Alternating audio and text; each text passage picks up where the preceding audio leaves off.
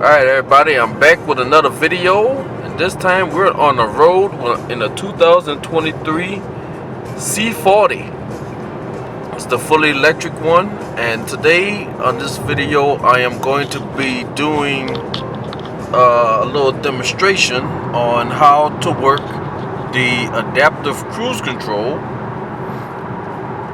with pilot assist. So the process is pretty simple. So this is how you turn it on and off. This is your distance, to up to between 1 car length and 5 car length. You got your speed up and you got your slow down. Now when you tap the plus sign, you speed up in intervals of 5, and then when you hit the minus button, of course, you slow down. Same thing. Now when you hold down the speed up, it's going to go in intervals of 1, so you don't be jumping all over the place.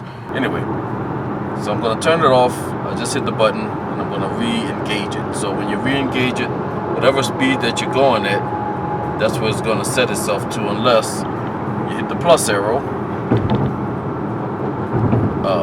and that's how you're going to increase your speed, and it increase in intervals of 5, right? But if you hold it down, it goes up by 1. So, and also you got this distance setter, which is basically these bars, and 1 bar represents a car length. So you can be at 1 car length, you're going to follow the car in front of you all the way down to 5.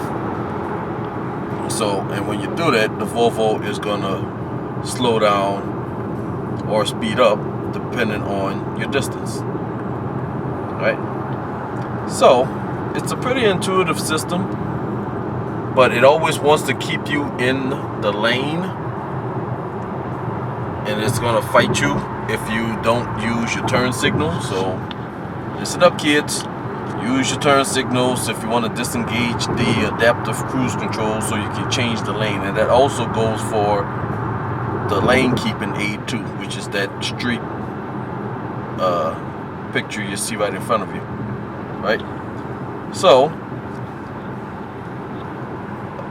I got this guy set at 68 miles per hour, but I'm doing 58 because the car in front of me is doing 58. So, and whatever the car in front of me do, the Volvo is going to respond. Here we go. Alright, so when you turn it on, it's going to automatically go to the speed that you're on, as you can see right on the dash here.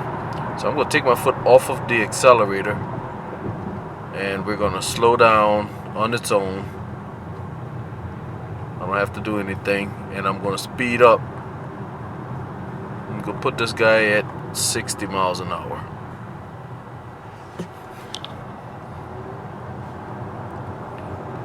Right, so since this is a fully electric, this vehicle is like a rocket ship, so it's a little bit tight right now, so I'm not even going to try it. So we're just going to get on, mosey on over. We're going to follow this truck here. Now the instant you hit your foot on the brake or the accelerator, you're back in full control. But if you want to resume, you're just going to hit it and hit the plus guy, and Volvo's going to respond. Now I got it on I got it to the closest. Oh, put my hand on the steering wheel. I got it on the closest setting, so meaning that I'm going to arrive about 1 car length behind the vehicle that I am following. Okay, it's a pretty intuitive system, it's pretty slick. It takes some getting used to because it does accelerate and slow down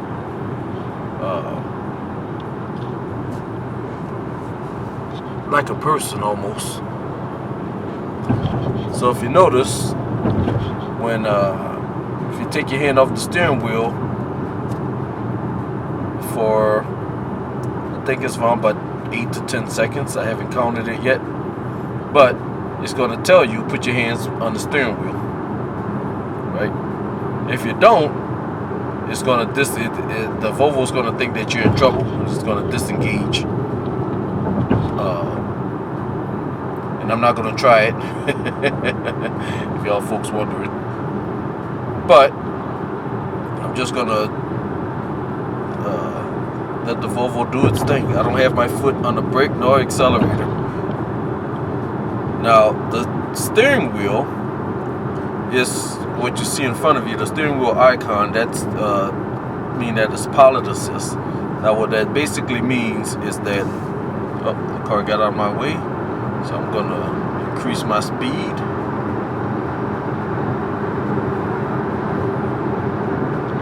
I've got some cars that's getting in my way, so I'm gonna be coming up. As you can see, the speed slowing down. It means that it sees this vehicle right in front of me. Sorry about the focus there. So I am safely following behind the vehicle. Oh, got my hands off the steering wheel too long. So I'm safely following behind the car in front of me by one car length. Now, if somebody gets in between me and the car I'm following, then, which look like somebody about to do right now. There we go. Perfect. That made my point. The Volvo is going to adapt to the car in front of me. And here comes another one that's getting in front of me too. And there you go. So I didn't do anything. The Volvo recognized the car coming over and it adapted to the speed now that's in front of me. Now, what I was saying was, before these cars got in front of me, the hand, that's pilot assist. So pilot assist means that if the road decides to make a turn, a bend, and if the Volvo sees the lines in the road, it's going to follow the road. So, and I like using this system too. It's a very cool feature. Some people don't like it. It's because that if I try to go drift over, the Volvo's automatically going to pull me back. I don't know if you've seen the camera shift, because I got the camera sitting on the steering wheel. I try to pull over and it's pulling me back and putting me in the center between the lines. So I found people that actually don't like it because the Volvo is telling them what to do, and a lot of people don't like to be told what to do. So in order to work with it, all I do, I just simply use the turn signal and it responds. So if you notice it disappear, I end up hitting my foot on the accelerator, and the Volvo's like, okay, you're now back in control. So all I gotta do is, when you want to put it back on, you hit the resume button, which is the plus, and the Volvo's going to speed back up, right? So I hit the brake again.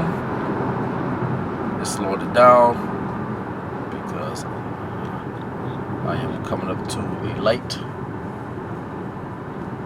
and that's basically it. It's actually, like I say, it's very simple to use. It takes a little while to get used to it, because if you never had adaptive cruise control before, or with pilot assist, it's a very interesting system, but it's designed to keep you safe. It's designed to, you know, take the stress out of driving, let the Volvo do the driving for you. And if you don't like it, you can always hit that off button and just turn it off, and just drive it like you normally drive. So, but that's it, y'all. I just want to go over briefly the real world application of adaptive cruise control. And so I'll see you guys on the next video. Later.